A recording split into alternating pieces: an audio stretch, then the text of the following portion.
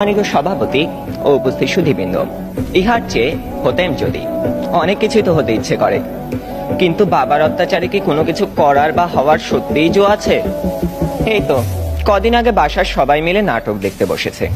আমিও পরিবেশের গন্ধ শুকে আস্তে আস্তে এগোচ্ছি কোন রকমের দর্শকের সারিতে জায়গা দখল করার জন্য।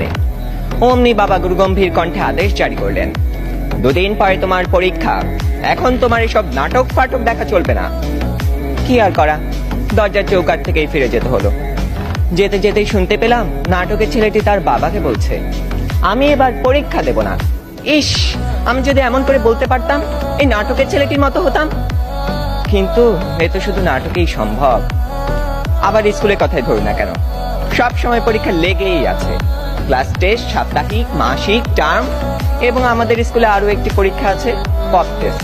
অর্থাৎ বলা নেই কওয়া নেই, স্যার ম্যাডাম ক্লাসে এসে দুম করে বললেন, তোমাদের পরীক্ষা নেব। কি জ্বালা, এমনিতেই পরীক্ষার ভয় বাঁচি না, তাও আবার এই পপ টেস্টের ভয় রাত দিন কাঁটা হয়ে থাকতে হয়। জনান্তিকে বলে রাখি, আমি যদি দেশের প্রধানমন্ত্রী হই, তবে সবার আগে এই পরীক্ষা ব্যবস্থাটা তুলে দেব। এরই মধ্যে একজন বন্ধু ইশারা করলো, এনেছি। বুঝতে পারলাম গতকাল তাকে হুমায়ুন আহমেদের বোতল ভূত বইটা আনতে বলেছিলাম। কোন রকমে পরীক্ষা শেষ করে উঠে গেলাম লাস্ট বেঞ্চে। দুজনে মিলে মজা করে পড়তে শুরু করে দিলাম।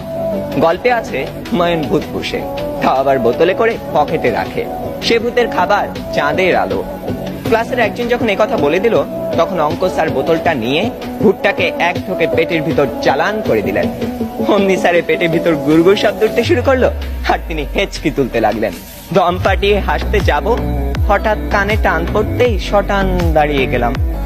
বইটা পড়তে পড়তে টেরই পাইনি কখন ইংরেজি ম্যাডাম চলে গেছেন, আর এসেছেন জমদূত প্রায় আমাদের অঙ্ক স্যার। বইটা নিয়ে গেলেন।